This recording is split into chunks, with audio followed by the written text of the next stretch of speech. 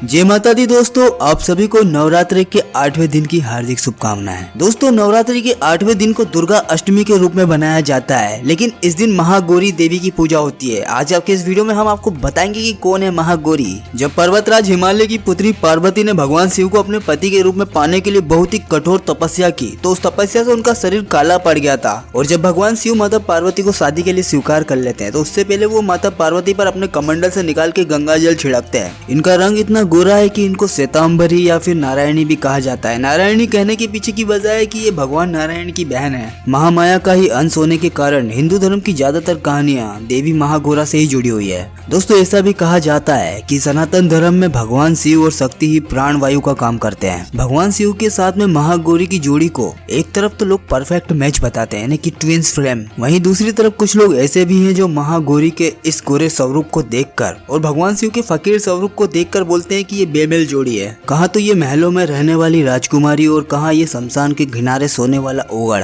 ऐसे ही महागौरी और भगवान शिव का एक किस्सा आपको बताता हूँ। भगवान शिव और शक्ति की जोड़ी को बेमेल कहने वालों में एक बार तो खुद उनके पुत्र गणेश भी शामिल हो गए थे। भगवान गणेश भगवान शिव के सामने आए और उनसे कहा कि मेरी माँ इस दुनिया की सबसे खूबसूरत नारी है। वहीं दूसरी तरफ आप एक भिक्षुक के भेष में रहते हैं, आपकी बड़ी बड़ी जटाएं, आप कई दिनों से नहाते तक नहीं है। कैलाश पर्वत पर आपसे मिलने जितने भी देवी देवता आते हैं वो सब स्वर्ण आभूषण पहने रहते हैं, हीरे मोती से जड़ित मालाएं पहने रहते हैं। वहीं दूसरी तरफ आप सांप बिच्छू को अपने शरीर पर लपेटे रखते हैं। महलों में रहने वाली मेरी राजकुमारी माँ जब आपके साथ में बैठती तो बिल्कुल भी अच्छी जोड़ी नहीं लगती है, इसलिए हम चाहते हैं कि आप नहा धो के तैयार होकर उनके साथ में बैठा करिए। अगले दिन जब सब कैलाश पर्वत पर आए तो उन्होंने देखा कि भगवान शिव की चट्टान पर एक व्यक्ति बैठा हुआ है जिसका रूप बहुत ही खूबसूरत है, जो पूरे ब्रह्मांड में चांद सितारों से ज्यादा चमकीला लग रहा है। उसके शरीर से ऐसी दिव्य किरणें निकल रही है जिसको देखने के बाद पलके झपकाना तक लोग भूल जाते हैं। पूरे ब्रह्मांड में सबसे सुंदर कहलाने वाले भगवान विष्णु भी भगवान शिव की चट्टान पर बैठे उस शख्स के आगे फीके लग रहे थे।